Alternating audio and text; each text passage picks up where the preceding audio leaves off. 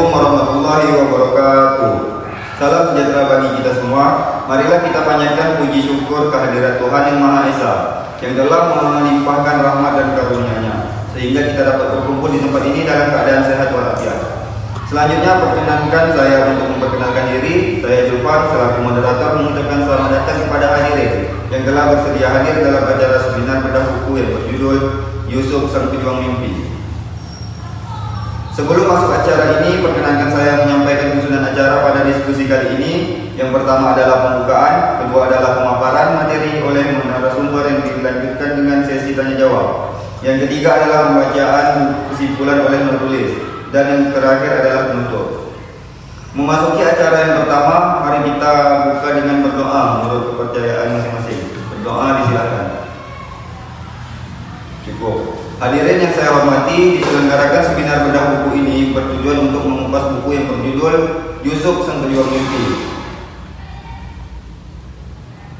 Yang kami rangkum hanya 5 cerpen terbaik dalam buku tersebut. Sebelum sesi pemaparan materi, perkenankan saya memperkenalkan 2 narasumber dalam seminar kali ini.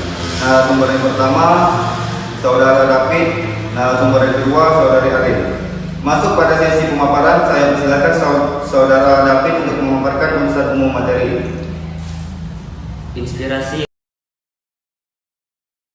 utama saya dalam menulis buku Yusuf Sang Pejuang Mimpi berasal dari kisah Nabi Yusuf yang terkenal. Novel ini menggambarkan perjalanan hidup seorang anak bernama Yusuf yang menghadapi berbagai tantangan dalam mengejar cita-citanya.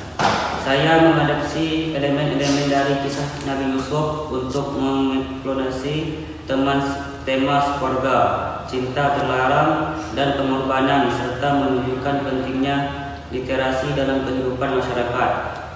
Karya ini bertujuan untuk memberikan motivasi dan inspirasi kepada pembaca, terutama generasi muda.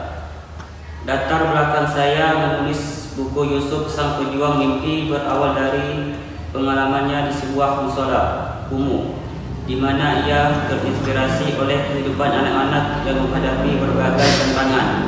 Novel ini mengeksplorasi tema keluarga dan cita-cita, mencerminkan perjuangan individu dalam mencapai impian di tengah kesulitan. Saya ingin menunjukkan pentingnya literasi dan pendidikan sebagai alat untuk meraih masa depan yang lebih baik, serta menggambarkan dinamika hubungan dalam keluarga yang dapat mempengaruhi perjalanan hidup seseorang. Terima kasih kepada Saudara David yang telah memaparkan ulasan umum materi. Selanjutnya kepada Saudara Arin untuk memaparkan tulisan khusus materi.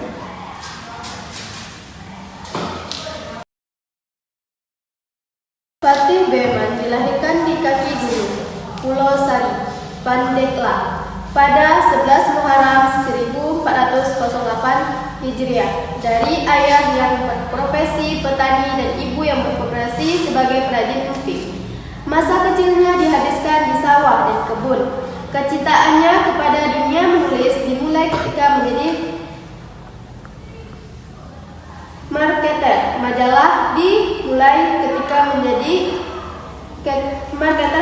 SMA. Dari berjalan majalah itu, Fatih menjadi gandrung membaca, kemudian secara autodidak belajar menulis. Saat ini karya-karya Fatih yang berbentuk buku, diantaranya Beginilah Seharusnya Hidup, Beginilah Seharusnya Cinta, Saatnya Yang Muda Yang Harus Kaya, dan Kuantum. Inspirasi tulisannya sering menghiasi halaman harian Pikiran Rakyat, majalah Khalifah, dan media lainnya. Selain itu, tulisannya tergabung dalam antologi Bukan di Republik Mimpi dan I Love You.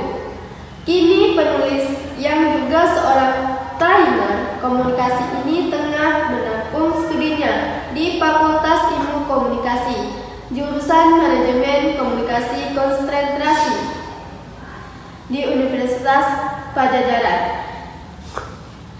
Narasi kisah Yusuf. Kisah Yusuf biasanya disajikan secara dramatik, dimulai dari konflik keluarga atau kecemburuan saudara-saudaranya, kejatuhannya ke dalam perbudakan, perjuangannya sebagai tahanan sehingga puncak keberhasilannya sebagai pemimpin yang bijaksana. Isi ini kerap dipuji karena alur ceritanya yang sangat terstruktur dalam emosional.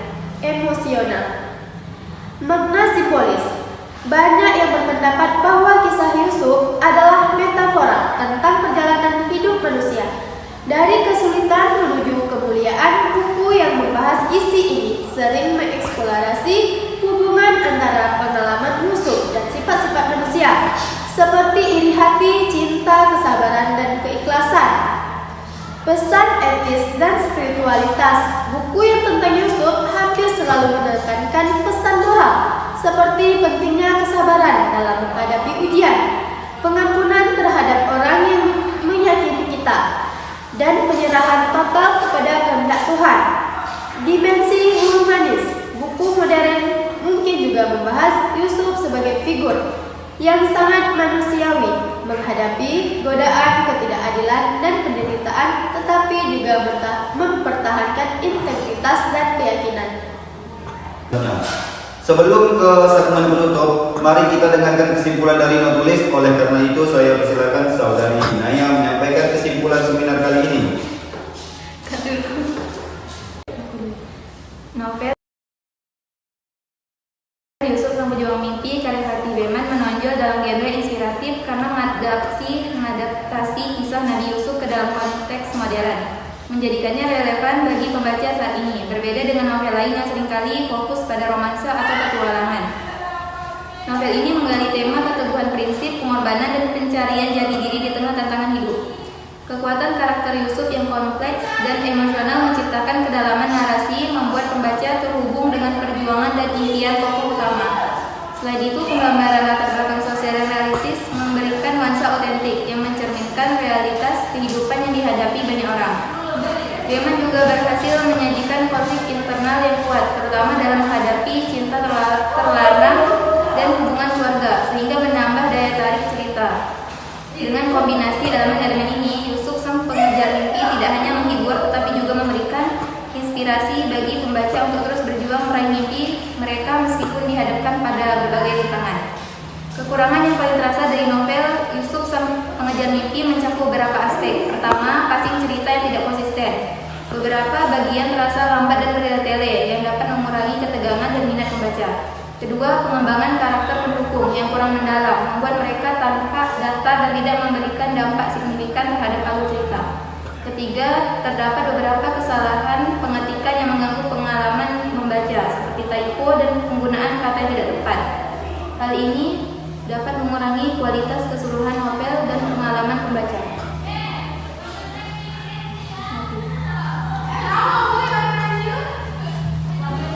Saya mengatasi kekurangan dalam bukunya dengan beberapa strategi.